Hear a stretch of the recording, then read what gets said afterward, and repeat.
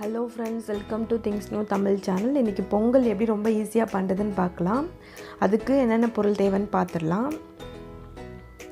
இந்த மாதிரி பேன் எடுத்து சூடு பண்ணிவிட்டு அதில் 1 டம்ளர் பச்சரிசி, 1/2 டம்ளர் பாசிப்பருப்பு சேர்த்து வறுத்துக்கோங்க. நல்லா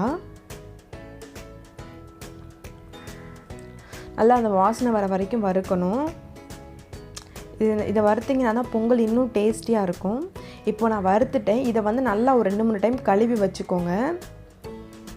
இப்போ நான் கழுவி வச்சுட்டேன் பாருங்கள். இப்போ குக்கருக்கு என்னென்ன தேவைன்னு பார்த்துடலாம். குக்கரை எடுத்துகிட்டு அதில் 1.5 டீஸ்பூன் நெய் விட்டுக்கோங்க. விட்டுட்டு 2 பச்சை மிளகாய் நான் நறுக்கி வச்சுருக்கேன், அதை இதோட போட்டு 1 டீஸ்பூன் இஞ்சியும் வச்சுருக்கேன், அதையும் இதோட போட்டு நல்லா வதக்கணும். பச்சை மிளகாய் போட்டுட்டேன். அடுத்து இஞ்சி 1 டீஸ்பூன் வச்சுருக்கேன், அதையும் போடுறேன். குட்டி குட்டியாக நறுக்கிக்கோங்க இஞ்சியை. இது நல்லா வதங்கினதுக்கப்புறம் நம்ம ரெடி பண்ணி வச்சுருக்க அரிசியை இதோட போடணும். இது வதங்கிடுச்சு. மிதமான சூட்டில் இல்லை சிம்மில் வச்சுக்கோங்க. அரிசி இதோட கொட்டிடுங்க.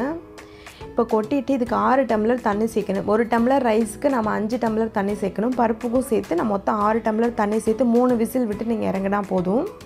இப்போ தண்ணி ஊற்றியாச்சு. 3 விசில் வந்ததுக்கப்புறம் இறக்கிருங்க.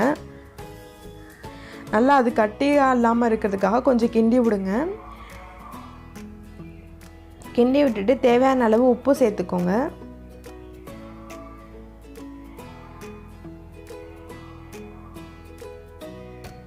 இப்போ நான் அதில் தேவையான அளவு உப்பு சேர்த்துட்றேன்.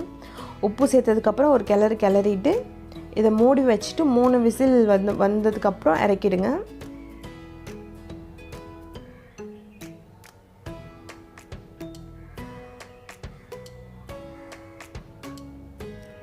இப்போ 3 விசில் வந்துருச்சு.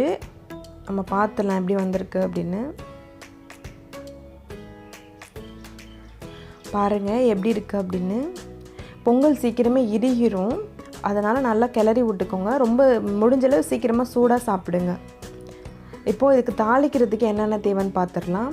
அதுக்கு 1 டீஸ்பூன் மிளகு, 1 டீஸ்பூன் சீரகம், கொஞ்சம் முந்திரி பருப்பு, அதெல்லாம் எடுத்துக்கோங்க.